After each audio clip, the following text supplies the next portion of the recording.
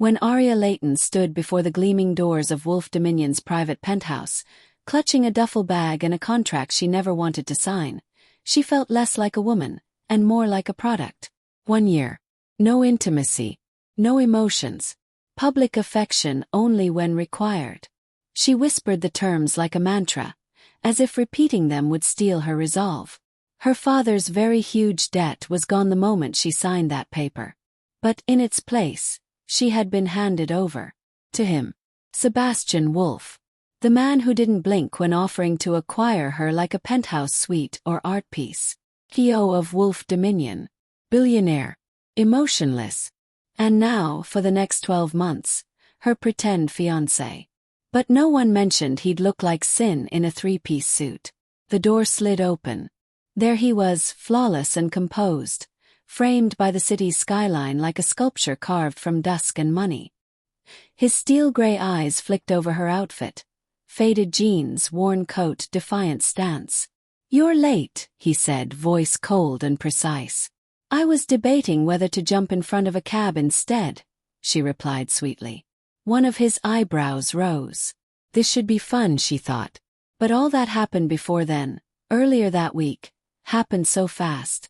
Her father's panicked confession, the debt, the danger, and then Sebastian's offer, a clean slate in exchange for a charade. Aria expected cruelty, control. But what unnerved her most was his restraint, his insistence on boundaries, as if he wanted nothing from her. And yet everything about him screamed tension. Why did he glance at her when he thought she wasn't looking? Why did his fingers twitch when she laughed? Why did she feel like the one holding power, when it was his world she'd been dragged into? Then back to present. Inside the penthouse, marble floors met glass walls.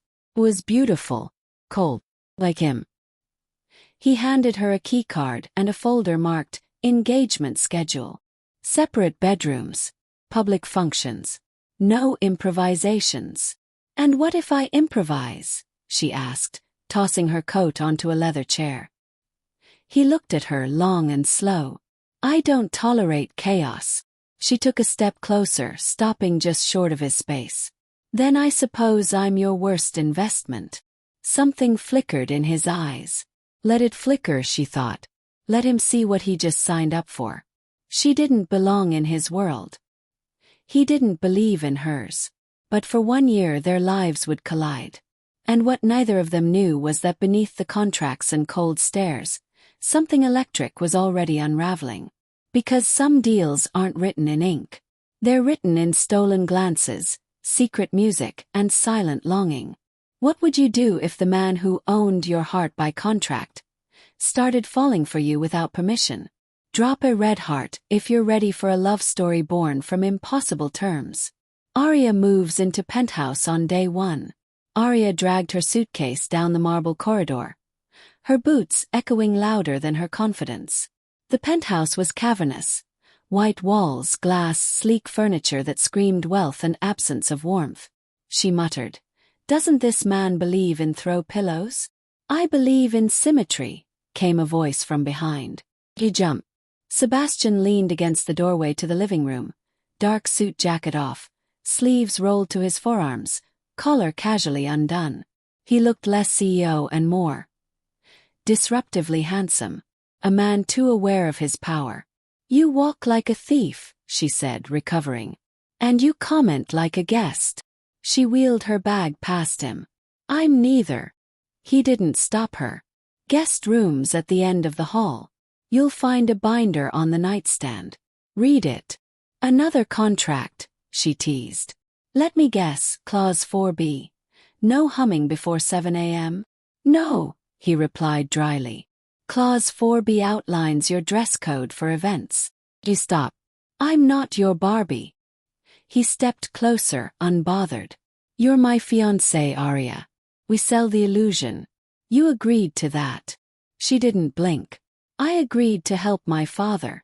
And now we both live with the terms. Then the binder and the rules." Later, curled on the plush bed in a room that looked more like a catalog display than a human sanctuary, Aria flipped through the binder. Schedule. Weekly events, monthly press appearances. Wardrobe. Gowns, jewel tones preferred. Protocol. No touching in private. Mild affection in public. Rules. No dating others. No breaking curfew. No asking personal questions. She groaned. Is this a relationship or a boarding school? Tucked in the back was a page labeled, "In case of media scandal." She laughed out loud. He really planned for everything. Would you sign a deal like this, for someone you love? Or is this a recipe for disaster? Tell us in the comments. Their first public appearance, the gala. 3 nights later, Aria emerged from her room in a deep emerald gown. It hugged her curves, shimmered under the penthouse lighting, and made her feel like someone who belonged in his world, even if she didn't believe it. Sebastian looked up from his cufflinks and froze. He didn't say anything, but his silence made her pulse spike. Too much? She asked, feigning nonchalance. He walked over, eyes sweeping over her like a blueprint. No. Perfect. Then added, like it hurt to say it, "You'll turn heads." That wasn't part of the plan. It was. I just didn't expect mine to turn. She blinked. Was that a compliment? At the gala, they descended the marble staircase like royalty. Photographers snapped, guests stared. Sebastian kept one hand at her waist, the other around a glass of champagne. Aria smiled, played the part, but she could feel the way his fingers flexed when she laughed too brightly. Midway through the evening, a rival CEO leaned in a bit too close. "Sebastian," he purred, "where did you find this little masterpiece? She's divine." Before she could respond, Sebastian said coldly, "She wasn't found. She was chosen." And then he kissed her temple, light, calculated, but far more intimate than she was ready for. Her heart skipped. Was that in the rules? Back in the car, Aria stared out the window. "You didn't have to defend me. You didn't have to make everyone fall for you," he shot back. He turned, surprised. "Are you jealous?" "I'm invested," he said. "There's a difference." She smiled, slow and dangerous. "You sure about that?" He didn't answer. The greenhouse warning. 2 days later, Aria explored the penthouse and stumbled upon the rooftop. She stepped into a breathtaking glass greenhouse. Orchids, jasmine, miniature orange trees. Smelled like spring in Italy. She bent to inhale a white rose. "Don't touch anything." Sebastian stood in the doorway, eyes hard. "I thought this was part of the property," she said. "It's mine," he replied. "Private." She straightened, unfazed. "Your world is all contracts and coldness. This feels alive. Why hide it?" He paused. "Because everything I let in dies." The words stunned her. She nodded once and left without a word, but the image of that single rose lingered in her mind.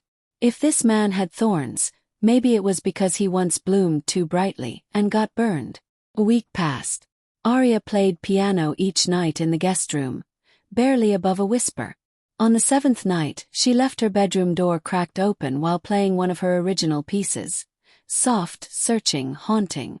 What she didn't know was that Sebastian stood outside her door, unmoving, eyes closed, listening like a man trying to remember what feeling was. Later, she found a note slipped under her pillow. "You play like you dream, recklessly and beautifully." She stared at it for a long time, hand pressed to her chest. They kept their distance, until the evening of the investor dinner. Aria wore crimson, sleek and sharp. Sebastian couldn't stop watching her. As they posed for photos, his hand found her lower back. He leaned in, voice low. "You're breaking Rule 5. She smiled. "Which one was that?" "No flirting." "I'm not," she said sweetly. "I'm winning." He stared at her lips. "Careful, Aria." "Or what?" she whispered. Their eyes locked, magnetic and charged. He stepped back. "Let's keep this clean." She stepped forward. "Why?" "Afraid I'll make you feel something." Again no answer. Just silence that said too much. Over the next week things shifted. He started leaving breakfast out for her. She started picking suits for him. They argued over nothing, sparked over everything. When he saw her dancing barefoot in the kitchen one night, hair tied up, humming off-key, he stared so long she threw a towel at him. "Enjoying the view, Mr. Wolfe." "More than I should," he muttered. And when she burned her hand making tea, he bandaged it himself. Gentle, quiet, trembling fingers. "You're not cold, Sebastian," she whispered. "You're just afraid of warmth." He said nothing. But that night she found a single white rose outside her door. Can love grow from a contract? Or is heartbreak just part of the fine print? If you feel the tension rising, drop a kiss mark in the comments and let's find out together. Aria stared at the Manhattan skyline from the floor-to-ceiling windows of the Wolfe penthouse. It was surreal, this luxury cage of silk sheets, silent hallways, and ice-cold glances from a man who made her skin burn with what? Annoyance. Fascination. Something far more dangerous. Sebastian had been away on business all week. The distance should have been a relief. But each night without his presence felt more suffocating. And now he was back. Tonight was their second major public event, a charity gala in honor of children's arts education. Fitting. Aria had once dreamed of becoming a classical pianist for a youth symphony. Now she'd be paraded as someone else's ornament. But when she descended the grand staircase in a floor-length emerald gown, the look on Sebastian's face nearly undid her. His expression betrayed nothing, except the slight twitch of his jaw, the lingering gaze that traveled down her silhouette and quickly snapped away. But it was there. "You look suitable," he said flatly, adjusting his cufflinks. "And you look like you haven't smiled since 1992, she quipped. He blinked, caught off guard by her jab, then gave the faintest chuckle. "Let's not make tonight a disaster." The gala. They played their parts to perfection. Aria the elegant fiancée, Sebastian the aloof but protective billionaire. But something shifted mid-evening when a woman from Sebastian's past slithered into the conversation. Candace Luther, all legs and venom, eyed Aria with practiced disdain. "You're the new arrangement," she asked sweetly. "He does love his rescue projects." Before Aria could respond, Sebastian stepped forward, his voice firm and cool. "Careful, Candace. You've already lost your place in my world. Don't embarrass yourself further." The silence that followed crackled. Later in the car, Aria turned to him, still stunned. "Why did you defend me like that?" He didn't look at her. "Because I hate cruelty. Even from people I once cared for." She stared at him. "You cared for her. Once. And then she reminded me why I don't anymore." That night, in the hallway between their bedrooms, their hands brushed by accident. Neither moved. "Good night," he said, his voice quieter than usual. "Night," she whispered, unable to look away. The greenhouse. Days later, a storm raged across the city. Aria, fed up after another icy breakfast, sought refuge upstairs, and stumbled into the one place she was forbidden to enter. The greenhouse. She stepped inside.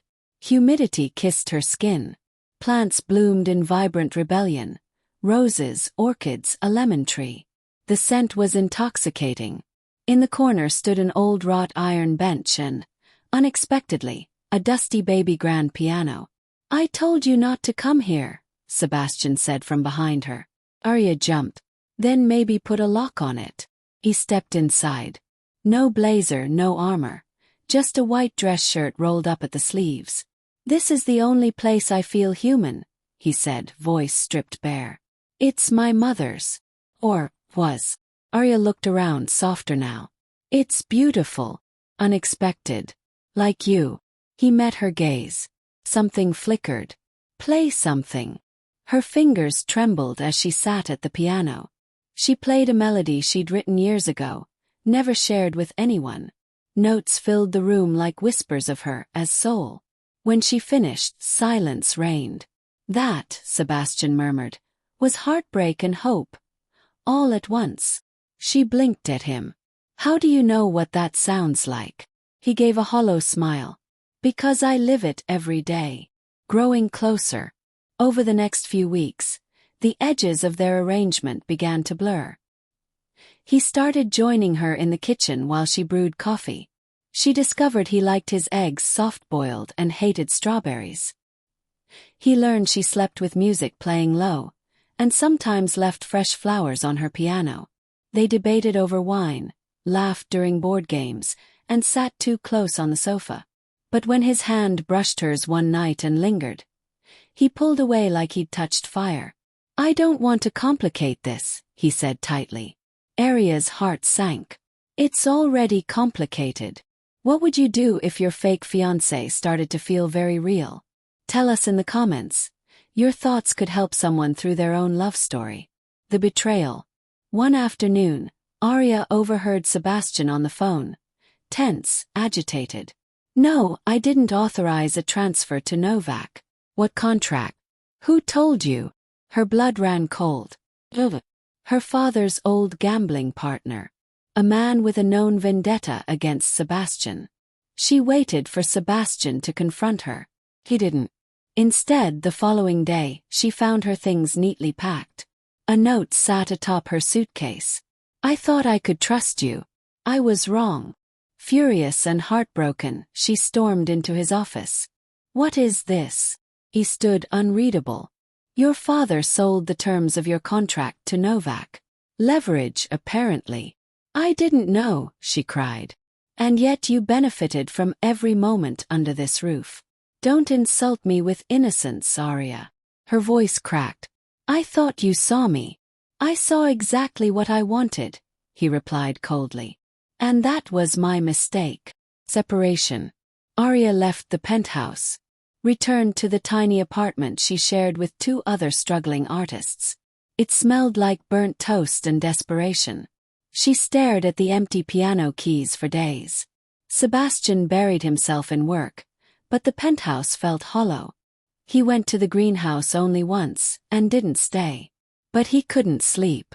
Couldn't forget the sound of her laugh, or the way she looked at him when he wasn't being a machine.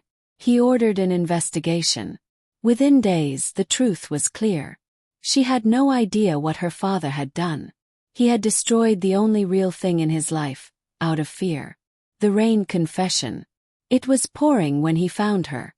She opened the door, barefoot, drenched, eyes wide with disbelief. "You shouldn't be here," she said. "I have to be," he said, chest heaving. "You were never part of a deal to me. Not anymore." Tears slipped down her cheek. "You told me I was a mistake." He stepped closer.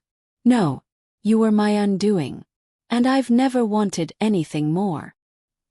He handed her a soaked sheet of paper. Her music. The piece she played in the greenhouse. "I've listened to this 100 times since you left. It sounds like everything I wish I could say." "And what's that?" she whispered. "That I'm sorry. That I want you. Not for a year. Not for a contract. Just for forever." She didn't speak. Just stepped into his arms. Outside, the rain poured harder. Inside, they finally kissed. The rain had stopped, but the echo of Sebastian's confession lingered like the mist on Aria's windows. She sat beside him on the old couch in her cramped apartment, the room dimly lit by a flickering floor lamp. The hum of the city outside couldn't drown out the silence stretching between them now that the storm, and the walls around their hearts, had broken. Sebastian ran a hand through his damp hair, searching her face. "I can't undo what I said. But I can tell you what I didn't say when I should have." Aria tucked her knees to her chest. "Then say it now. All of it. No control, no filters." He hesitated, then exhaled like he was tearing off every layer of armor he'd ever worn. "I was terrified of what you made me feel. You didn't follow my rules. You weren't intimidated by my world. You were music. And I've lived in silence for so long, I didn't know how to let you in without losing control." Aria looked at him, her voice barely above a whisper. "What are you so afraid of?" He didn't blink. "That I'd finally fall for someone who saw the real me, and that it still wouldn't be enough." Beat past. Then two. Aria reached out, her fingers brushing his. "You were never the deal, Sebastian. You were the man behind it, the man who fought for his heart, even when it scared him. He didn't speak. Instead, he kissed her. Slow, reverent, like it was the first real choice he'd ever made, not dictated by power or protocol. Back at the penthouse. Days later, Sebastian invited Aria back to the penthouse, but this time not as a debt settlement. The apartment hadn't changed, but he had. There were fresh flowers on the kitchen counter. Her piano had been moved into the greenhouse. And the bedroom she'd once been assigned, now connected to his. That evening, he walked her to the rooftop. "You told me once that you write music when you feel things you can't explain," he said, unlocking a drawer beneath the baby grand. Inside sat a velvet-covered box. "I didn't write a song," he continued, opening it to reveal a stack of parchment paper. "But I did draft a contract. One I'm hoping you'll break." Aria raised an eyebrow as she took the paper. Handwritten. Clause 1. You have full authority over my heart. Clause 2. You're entitled to steal every blanket at night. Clause 3.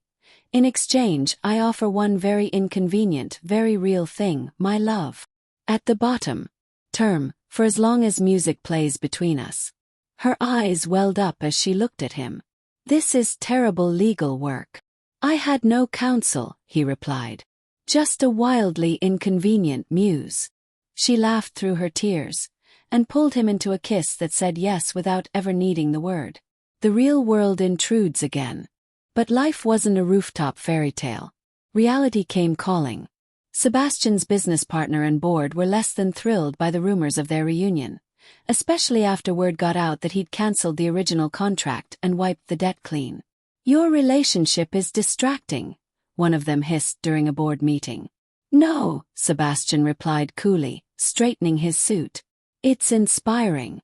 For once, I'm building something that matters." But it wasn't just corporate backlash they faced. Aria's father had resurfaced, begging for help again. Another debt, another bad decision. She refused. Sebastian supported her. "You don't owe him your future," he said gently. "Not anymore." "I know," Aria whispered. "But I needed to hear someone else say it."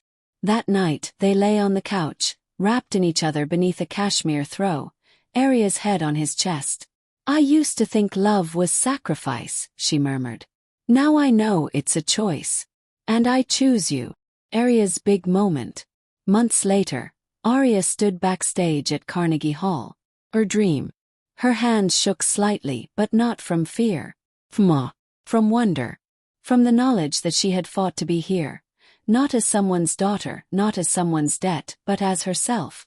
Sebastian sat in the front row, surrounded by critics, investors, and society's finest. But his eyes were only for her. When she stepped into the spotlight, the audience hushed. She played the piece she once thought she'd never share, the one born in the greenhouse, finished in his arms. Each note told their story. A deal. A storm. A piano. A kiss. The love. When the final chord echoed into silence, the applause rose like thunder. Backstage. The proposal. Aria found Sebastian waiting, holding something behind his back. "You once gave me a piece of yourself through music," he said, stepping forward. "Now I'd like to give you mine." He handed her a rolled sheet of music. She unrolled it slowly. It was blank, except for one sentence at the top. "Will you marry me?" At the bottom, in smaller ink. No terms. No expiry. Just forever. Aria laughed through tears. "Is this your official proposal?" He grinned. "I thought I'd leave space for you to write our first duet." She threw her arms around him. "Only if we call it The Inconvenient Muse." Months later, the rooftop greenhouse bloomed more than ever. Roses. Lilies. A new addition. Sunflowers, her favorite. A baby grand piano gleamed beside a cozy seating nook. Aria played while Sebastian trimmed plants nearby. Sleeves rolled up, expression peaceful. They had turned the place of boundaries into one of beginnings. As she struck the final note of their duet, he crossed the room, kissed her temple, and whispered, "I used to believe everything could be controlled." She smiled, brushing her fingers along the keys. And now, I believe some things are better when they surprise you. If you've ever felt torn between duty and desire, tell us below. Would you have taken the deal like Aria did? Do you believe love can grow from something that starts as a transaction? Like, comment, and share if this story moved you. And don't forget to subscribe to Made of Love for more heart-tugging tales of redemption, romance, and unexpected passion. Love isn't about sacrifice. It's about sovereignty. When two broken people stop treating each other like contracts to manage and start seeing one another as hearts to understand, true intimacy begins. The camera fades in on the rooftop greenhouse at golden hour, sunlight slipping through the glass panels, kissing the leaves, the piano, and the woman sitting behind it. Aria's fingers dance across the keys, playing the melody that had once lived only in her heart. It was no longer just a secret composition. It was their song. Sebastian appears in the doorway, sleeves rolled up, a soft smile on his face. He watches for a moment before walking over, sliding onto the bench beside her. She stops playing. "You always do that," she teases, leaning into him. "Sneak up on me like I'm your favorite song." He brushes a kiss to her cheek. "You are." Soft laugh, the kind that carries history and hope. She rests her head on his shoulder. "Do you remember the first version of us? The one with rules, contracts, and cold silence?" "I remember," he murmurs. "But I prefer this one. With music, with meaning. With you." There's a warmth here that wasn't before. A sense that they didn't just fall in love, they built it. One act of vulnerability at a time.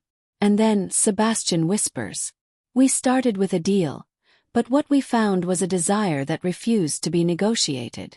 Have you ever found love in the most unexpected place? Would you risk your heart for someone who challenges your control?